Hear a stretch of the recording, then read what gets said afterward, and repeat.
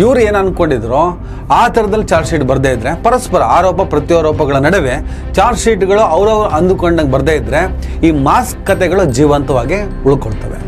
ಹಾಗಾಗಿ ಪೊಲೀಸರು ತೆಗೆದು ಬಿಡಬೇಕು, ತೋರಿಸಿ ಇನ್ನೇನು ಹೈಡೆಂಟ್ ಸಿಕ್ಕಿದೆ, ಆ ವ್ಯಕ್ತಿ ಯಾರು ಅನ್ನೋದು ಇಡೀ ಧರ್ಮಸ್ಥಳಕ್ಕೆ ಗೊತ್ತಿರ್ತವೆ. ಅವನೇ ಬೇರೆ ಇವನೇ ಬೇರೆ, ತನಿಖೆಯನ್ನು ದಿಕ್ಕು ತಪ್ಪಿಸಲಾಗಿದೆ ಅನ್ನುವ ಆರೋಪಗಳು ಶಾಶ್ವತವಾಗಿ ಉಳ್ಕೊಳ್ತವೆ. ಹಾಗಾಗಿ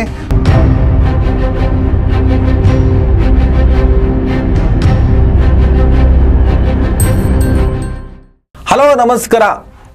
ಹೆಣ ಅಗೆಯುವ ಮಾನವ ಅವಶೇಷಗಳನ್ನು ಹುಡುಕುವಂಥ ಕೆಲಸ ಬರದಿಂದ ಸಾಗಿದೆ. 2 ದಿನ ಆಯಿತು, ಇವತ್ತು 3ನೇ ದಿನ.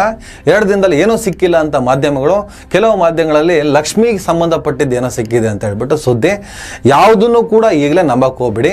ಪೊಲೀಸರು ಇನ್ವೆಸ್ಟಿಗೇಷನ್ ಮುಗಿಸೋವರೆಗೂ ಯಾವುದೇ ಕಾರಣಕ್ಕೂ ಯಾವುದೇ ತೀರ್ಮಾನಕ್ಕೂ ಬರಬೇಡಿ. ಮ್ಯಾಕ್ಸಿಮಮ್ ಟಿವಿಗಳನ್ನು ಆಫ್ ಮಾಡಿ, ಇಲ್ಲ ಅಂದರೆ ತಲೆಗೆ ಹುಳ ಬಿಟ್ಟು ನಾಶ ಮಾಡಿಬಿಡ್ತಾರೆ. ಪ್ರಾಕ್ಟಿಕಲ್ ಅಲ್ವೇ ಅಲ್ಲ. ತೀರಾ ಹೆಣ ಹುಡುಕುವ ಜಾಗದವರೆಗೂ ಮೀಡಿಯಾಗಳಿಗೆ ಅಲೋ ಮಾಡ್ತಿಲ್ಲ, ದೂರದಲ್ಲಿ ನಿಂತ್ಕೊಂಡು ಅವ್ರು ಕ್ಯಾಪ್ಚರ್ ಮಾಡ್ತಿದ್ದಾರೆ. ಎಲ್ಲದೂ ಆಗಲಿ, ಪಾರದರ್ಶಕವಾಗಿ ಇರಬೇಕು. ಆದರೆ ತೀರಾ ಅಲ್ಲಿವರೆಗೂ ಇವ್ರು ಯಾರನ್ನು ಕೂಡ ಪೊಲೀಸರು ಬಿಡ್ಕೊಳ್ತಿಲ್ಲ. ಅವ್ರ ಇನ್ವೆಸ್ಟಿಗೇಷನ್ ಸಂಬಂಧಪಟ್ಟಂಥ ವಿಚಾರ ಇದು.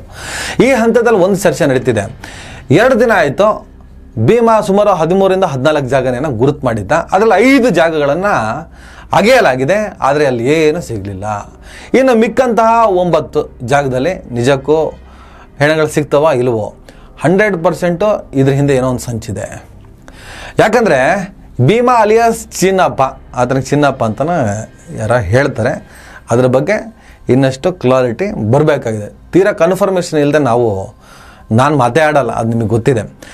ಏನು ಭೀಮಾ ಅನ್ನುವಂಥ ಒಬ್ಬ ಅನಾಮಿಕ ವ್ಯಕ್ತಿ ಶವಗಳನ್ನು ಹೊತ್ತಿದ್ದ ಜಾಗವನ್ನು ತೋರಿಸ್ತೀನಿ, ಅನೇಕ ಶವಗಳನ್ನು ನಾನು ಹೊತ್ತಿದ್ದೇನೆ ಅಂತ ಹೇಳ್ಬಿಟ್ಟು ಮೊದಲೊಂದು ಪತ್ರ, ಆಮೇಲೆ ವಕೀಲರ ಮೂಲಕ, ಆನಂತರ ಕೋರ್ಟಿಗೆ ಹೋಗ್ಬಿಟ್ಟು ಸ್ಟೇಟ್ಮೆಂಟ್ ಕೊಡುವ ಮೂಲಕ ಮಾಸ್ಕ್ ಹಾಕಿರೋ ವ್ಯಕ್ತಿ ನಮಗೇನು ಕಾಣಿಸಿದ್ದ. ಈಗ ಅದೇ ವ್ಯಕ್ತಿನ ಹಿಡ್ಕೊಂಡು SIT ಪೊಲೀಸರು ಶವವನ್ನು ಹುಡುಕೊಂಡು ಕೆಲಸ ಮಾಡ್ತಿದ್ದಾರೆ. 5 ಜಾಗವನ್ನು ಅಗ್ದಿದ್ದಾರೆ, ಮೂಳೆಗಳು ಸಿಕ್ಕಿಲ್ಲ. ಇನ್ನು 9 ಜಾಗದಲ್ಲಿ ಅಗಿತಾರೆ, ಮಾನವ ಅವಶೇಷಗಳು ಸಿಗ್ಬೋದಾ? ಖಂಡಿತ ಸಿಗಲ್ಲ. ಯಾಕಂದರೆ ಕೋರ್ಟಿಗೆ ಹೋಗಿ ಹೇಳಿಕೆಯನ್ನು ಕೊಟ್ಟಂತಹ ಭೀಮಾ ಅನ್ನುವ ವ್ಯಕ್ತಿಯೇ ಬೇರೆ, SIT ಪೊಲೀಸರು ಇವತ್ತು ಕರ್ಕೊಬಂದ್ಬಿಟ್ಟು ಇನ್ವೆಸ್ಟಿಗೇಷನ್ ಮಾಡ್ತಾ ಇರುವಂಥ ವ್ಯಕ್ತಿಯೇ ಬೇರೆ. ಈ ಥರದ ಚರ್ಚೆ ಸಾಮಾಜಿಕ ಜಾಲತಾಣದಲ್ಲಿ ಹರಿದಾಡ್ತಿದೆ. ತೀರಾ ಜನರಿಗೆ ಮೋಸ ಮಾಡೋದಕ್ಕೆ ಸಾಧ್ಯ ಇಲ್ಲ ಅನ್ನೋದು ನನ್ನ ನಂಬಿಕೆ. ಆ ಮಟ್ಟಿಗೆ ಒಂದು ಗಂಭೀರವಾದ ಪ್ರಕರಣದಲ್ಲಿ ಎರಡೂ ಬದಿಯಲ್ಲಿ ಸ್ಟ್ರಾಂಗ್ ಆಗಿ ಫೈಟ್ ನಡೀತಿರುವಂಥ ಈ ಸಂದರ್ಭದಲ್ಲಿ 16 ವರ್ಷಗಳ ಹೋರಾಟ, ಇಡೀ ದೇಶ ಅಥವಾ ಇಡೀ ಜಗತ್ತು ಗಮನಿಸುತ್ತಿರುವಂಥ ಒಂದು ಕೇಸಿಗೆ ಸಂಬಂಧಪಟ್ಟ ಹಾಗೆ ತೀರಾ ಜನರ ಕಣ್ಣಿಗೆ ಮಣ್ಣೆರಚುವ ಕೆಲಸವನ್ನು ಯಾರ ಕೆಲವು ಮಾಡೋದಕ್ಕೆ ಸಾಧ್ಯ ಇಲ್ಲ, ಯಾವುದೇ ಕಾರಣಕ್ಕೂ ಮಾಡೋದಕ್ಕೆ ಸಾಧ್ಯ ಇಲ್ಲ. 5 ಜಾಗ ಆಗಿದ್ರೆ ಹೆಣ ಸಿಕ್ಕಿಲ್ಲ ಅಂದ ತಕ್ಷಣ ಆ ಭೀಮಾ ಅನ್ನೋ ಕ್ಯಾರೆಕ್ಟರೇ ಬೇರೆ, ದೊಡ್ಡ ಪ್ರಮಾಣದ ಸಂಚು ನಡೆದಿದೆ, ಆತನನ್ನೇ ಬದಲಾಯಿಸಿ ತರಲಾಗಿದೆ, ಆತನನ್ನೇ ಬದಲಾಯಿಸಿ ಅದೇ ದೇಹ ದಾಡಿತಿರುವಂಥ ವ್ಯಕ್ತಿಯನ್ನು ತಂದು ಇನ್ವೆಸ್ಟಿಗೇಷನ್ ಮಾಡಿ ಜನರ ಕಣ್ಣಿಗೆ ಮಣ್ಣೆರಚ್ತಿದ್ದಾರೆ. ಅಷ್ಟು ಈಸಿ ಇಲ್ಲ. ಹೆಣ ಅಗಿಬೇಕಾದ್ರೆ ಭೀಮಾ ತೋರಿಸಿದ ಜಾಗ ಏನೋ ಒಂದು 13 ಪಾಯಿಂಟ್ 14 ಪಾಯಿಂಟ್ ಗುರುತಿಸಿದರೆ ಆ ಜಾಗ ಅಗಿಬೇಕಾದ್ರೆ ಅಲ್ಲಿ ಅವಶೇಷಗಳು ಸಿಕ್ಕಿದೆಯೋ ಸಿಕ್ಕಿಲ್ವೋ ಮೀಡಿಯಾ ತಾನೇ ಹೇಳ್ತಾ ಇರೋದು. ಸಿಕ್ಕಿದೆಯೋ ಅಥವಾ ಸಿಕ್ಕಿಲ್ಲ ಪೊಲೀಸರು ಏನಾದ್ರು ಹೇಳಿದ್ರಾ? ಸಿಕ್ಕೇ ಇಲ್ಲಪ್ಪ ಈ ಜಾಗದಲ್ಲಿ ಅಂತ ಪೊಲೀಸರ ಸ್ಟೇಟ್ಮೆಂಟ್ ಕೊಟ್ರ? 5 ಜಾಗದಲ್ಲಿ ಸಿಕ್ಕಿದೆ ಪೊಲೀಸ್ ಏನಾದ್ರು ಹೇಳಿದ್ರಾ? ಪೊಲೀಸ್ ಸ್ಟೇಟ್ಮೆಂಟ್ ಕೊಡದೆ ಮಾಧ್ಯಮಗಳ ಬ್ರೇಕಿಂಗ್ ನ್ಯೂಸ್, ಮಾಧ್ಯಮಗಳ ಸುದ್ದಿಗಳನ್ನು ನೋಡಿ ಅಲ್ಲಿ ಮಾನವ ಅವಶೇಷಗಳು ಸಿಕ್ಕಿಲ್ಲ ಅಂದರೆ ಅದು ಭೀಮಾ ಅಲ್ಲ, ಭೀಮನನ್ನೇ ಬದಲಾಯಿಸಲಾಗಿದೆ. ಮಾನವ ಅವಶೇಷಗಳು ಸಿಕ್ಕಿದ್ರೆ ಅವನು ಭೀಮನ ಬದಲಾಯಿಸಲಾಗಿಲ್ಲ. ಈ ಥರದ ಚರ್ಚೆಗಳು, ಈ ಥರದ ವಿಮರ್ಶೆಗಳು ಮಾಡಿ ಜನರಿಗೆ ಯಾಕೆ ನಾವು ಕನ್ಫ್ಯೂಸ್ ಮಾಡಬೇಕು? ಅದೇನು ಮಾಧ್ಯಮಗಳಲ್ಲಿ ಬರ್ತಾ ಇದೆ ಅದು ಯಾವುದು ನಿಜ ಅಲ್ಲ. ನಾನು ನೇರವಾಗಿ ಹೇಳ್ತೀನಿ, ಆ ಮೂಮೆಂಟ್ಗಳು ತೋರಿಸಿದರೆ ಅದು ನಿಜ.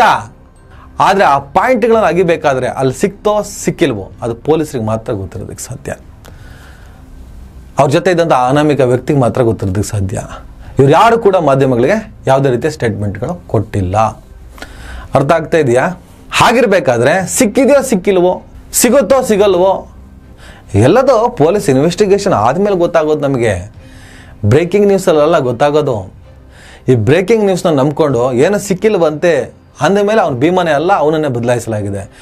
ತೀರಾ ಜನರಿಗೆ ಮೋಸ ಮಾಡಿಬಿಟ್ಟು ಒಂದು ಗಂಭೀರ ಪ್ರಕರಣದಲ್ಲಿ ವಿಚಾರಣೆಗಳನ್ನು ಮಾಡೋದಕ್ಕೆ ಆಗೋದೇ ಇಲ್ಲ ಸರ್.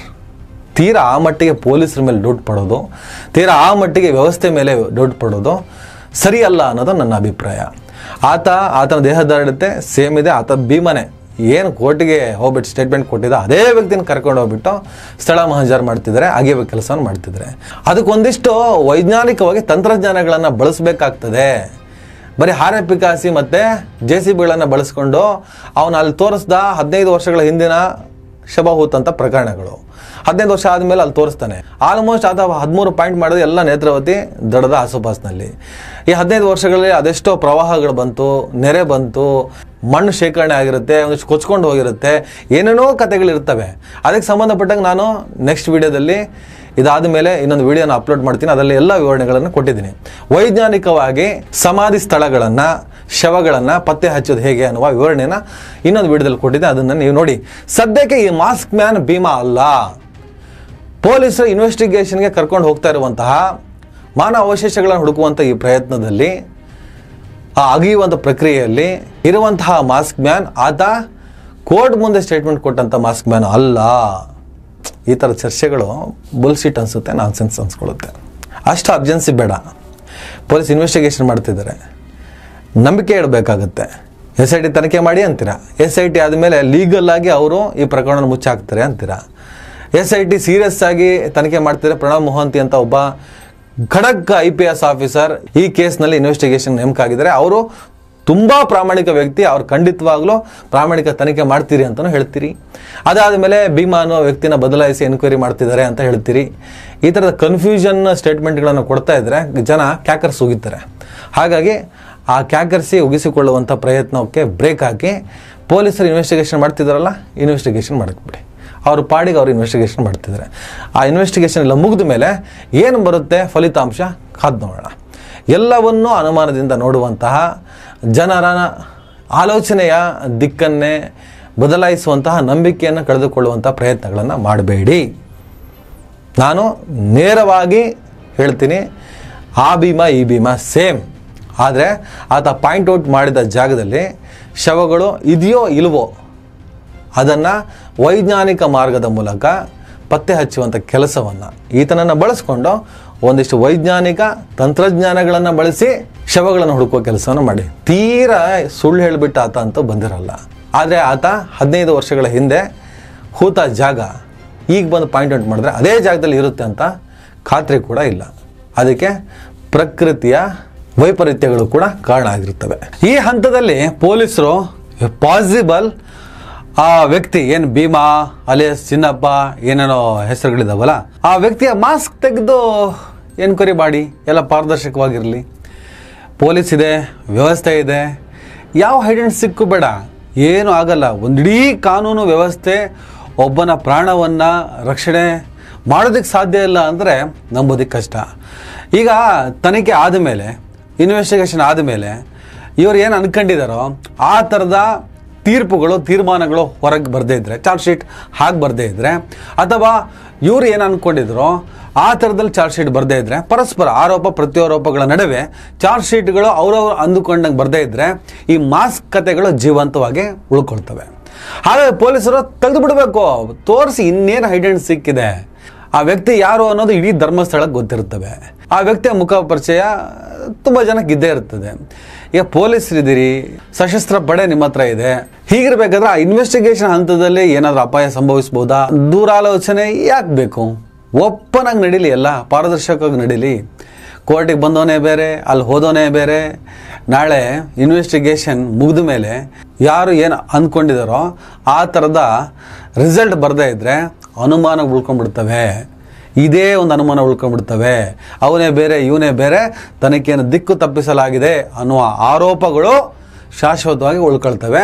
ಹಾಗಾಗಿ ಈ ನಿಟ್ಟಿನಲ್ಲಿ ಆಲೋಚನೆಯನ್ನು ಮಾಡಿ ಆತನ ಮಾಸ್ಕ್ ತೆಗೆದು ಬಹಿರಂಗಪಡಿಸಿ ಬಹಿರಂಗವಾಗಿ ಇನ್ವೆಸ್ಟಿಗೇಷನ್ ನಡೀಲಿ. ಆಗ ಎಲ್ಲವೂ ಒಳ್ಳೆಯ ರೀತಿಯಲ್ಲಿ ಮುಗಿದು ಹೋಗ್ತದೆ. ನಾಳೆ ಏನು ಕತೆಗಳು ಉಳ್ಕೊಳ್ಳಲ್ಲ. 5 ಜಾಗದಲ್ಲಿ ಉಳಿದರೆ ಹೆಣ ಸಿಕ್ಕಿಲ್ಲ, ಇನ್ನು 9 ಜಾಗದಲ್ಲಿ ಸಿಗುತ್ತೋ ಇಲ್ವೋ, ಸಿಕ್ಕಿಲ್ಲ ಅಂತ ಇಟ್ಕೊಳ್ಳಿ. ಹಾಗಾದರೆ ಆ ವ್ಯಕ್ತಿನೇ ಬೇರೆ. ಈ ಥರ ಚರ್ಚೆ ಈಗ ಶುರುವಾಗಿದೆ. ಅದು ಶಾಶ್ವತವಾಗಿ ಸೀಲ್ ಆಗಿಬಿಡುತ್ತೆ. ಅದಾಗಬಾರ್ದು ಅಂದರೆ ಪೊಲೀಸರು ಫಸ್ಟ್ ಅವ್ನು ಮಾಸ್ಕ್ ತೆಗಿರಿ, ತೋರಿಸಿ, ಬಹಿರಂಗವಾಗಿ ನಡೀಲಿ. ಅದಕ್ಕೆ ಅವಕಾಶ ಇದ್ದರೆ ಈ ಪಾಸಿಬಲ್ ಪೊಲೀಸರಿಗೆ ಇದ್ರ ಬಗ್ಗೆ ನಾಲೆಡ್ಜ್ ಇದ್ದೇ ಇರುತ್ತೆ. ದಯವಿಟ್ಟು ಹಾಗೆ ಮಾಡೋ ಅವಕಾಶಗಳಿದ್ದರೆ ಖಂಡಿತವಾಗ್ಲೂ ಓಪನ್ ಆಗಿ ಎಲ್ಲವೂ ನಡೀಲಿ ಅಂತ ಹೇಳ್ತಾ ನಾನು ಈ ವಿಡಿಯೋನ ಮುಗಿಸ್ತೇನೆ. ನಮಸ್ಕಾರ. ದಯವಿಟ್ಟು ಎಲ್ಲರೂ ಈ ಚಾನಲ್ನ ಸಬ್ಸ್ಕ್ರೈಬ್ ಮಾಡಿ. ನಿಮ್ಗೆ ಇಷ್ಟ ಆದರೆ ಈ ಚಾನಲ್ಗೆ ಜಾಯ್ನ್ ಆಗಿ. ಈ ವಿಡಿಯೋ ಇಷ್ಟ ಆದರೆ ದಯವಿಟ್ಟು ಎಲ್ಲರೂ ಶೇರ್ ಮಾಡಿ. ಸ್ವತಂತ್ರ ಪತ್ರಿಕೋದ್ಯಮವನ್ನು ಬೆಂಬಲಿಸಿ.